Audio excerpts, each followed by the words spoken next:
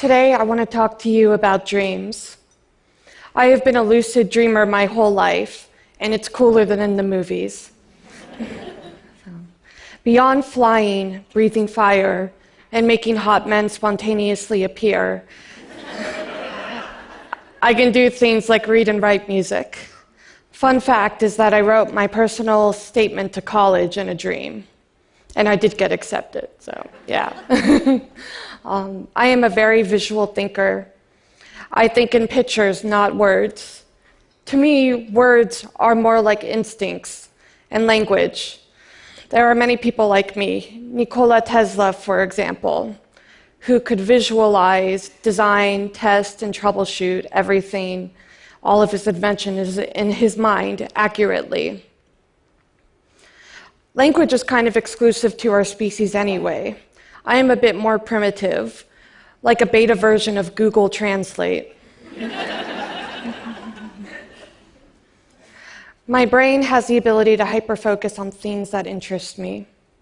For example, once I had an affair with calculus that lasted longer than some celebrity marriages. There are some other unusual things about me. You may have noticed that I don't have much inflection in my voice.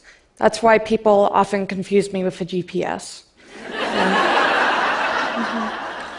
So this can make basic communication a challenge unless you need directions. So. Thank you.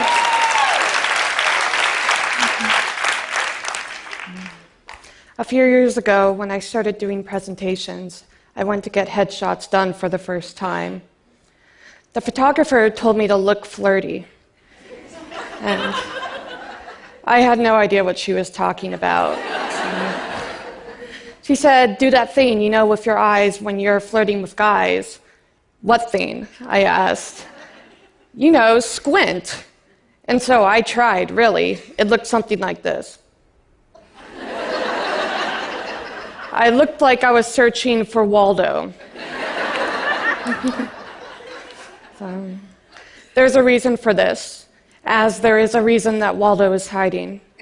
So,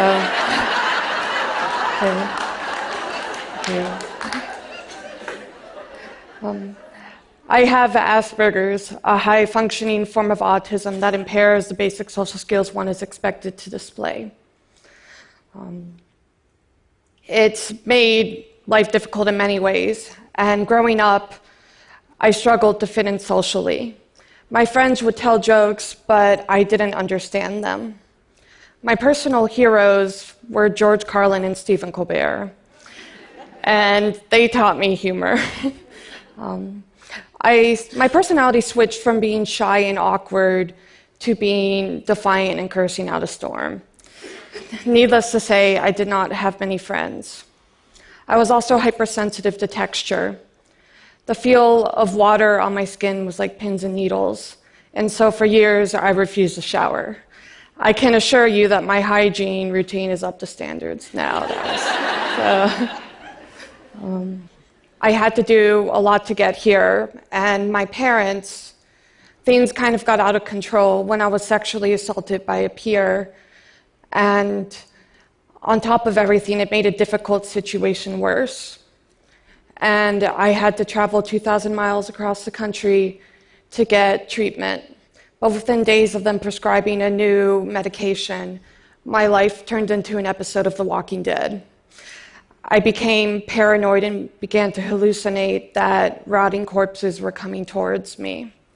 My family finally rescued me, but by the time I had lost 19 pounds in those 3 weeks, as well as developing severe anemia, and was on the verge of suicide.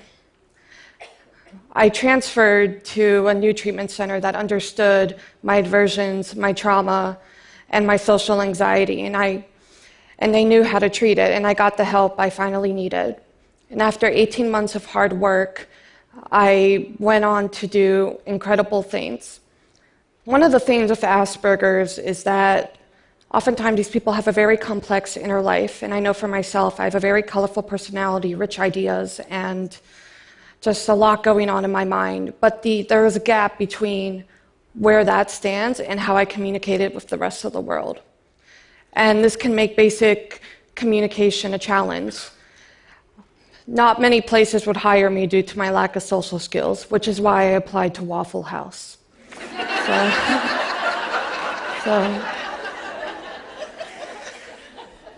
Waffle House is an exceptional 24-hour diner where you...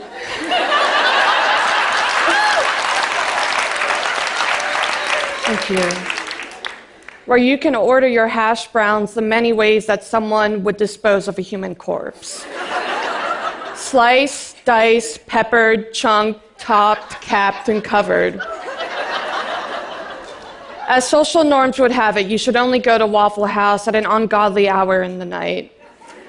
So one time at 2 a.m., I was chatting up with a waitress, and I asked her, what's the most ridiculous thing that's happened to you on the job?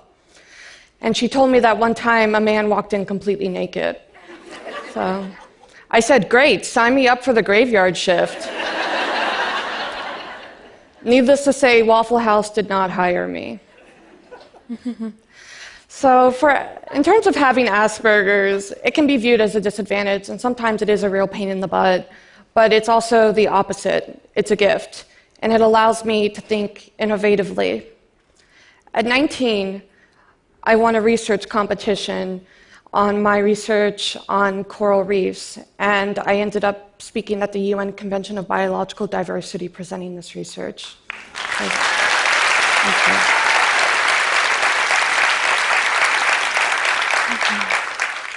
And at 22, I'm getting ready to graduate college, and I am a co-founder of a biotech company called Autism Seas. Thank you. But consider what I had to do to get here. 25 therapists, 11 misdiagnoses, and years of pain and trauma. I spent a lot of time thinking if there's a better way, and I think there is. Autism assistive technology. This technology could play an integral role in helping people with autistic spectrum disorder, or ASD. The app Podium, released by my company Autism Seas, has the ability to independently assess and help develop communication skills. In addition to this, it tracks eye contact through camera and simulates a public speaking and job interview experience. And so maybe one day Waffle House will hire me after practicing on it some more.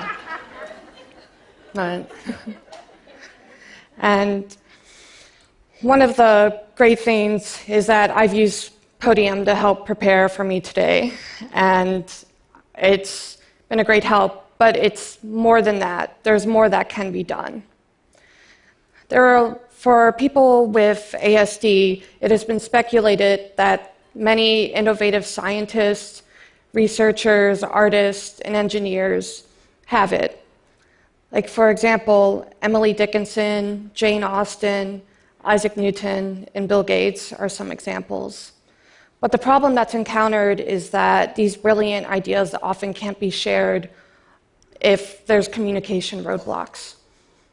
And so many people with autism are being overlooked every day, and they're being taken advantage of. So my dream for people with autism is to change that, to remove the roadblocks that prevent them from succeeding. One of the reasons I love lucid dreaming is because it allows me to be free without judgment of social and physical consequences. When I'm flying over scenes that I create in my mind, I am at peace. I am free from judgment, and so I can do whatever I want. You know, I'm making out with Brad Pitt, and Angelina's totally cool with it. But the goal of autism assistive technology is bigger than that and more important. My goal is to shift people's perspective of autism and people with higher functioning Asperger's, because there's a lot they can do. I mean, look at Temple Grandin, for example. And by doing so, we allow people to share their talents with this world and move this world forward. In addition, we give them the courage to pursue their dreams in the real world, in real time. Thank you.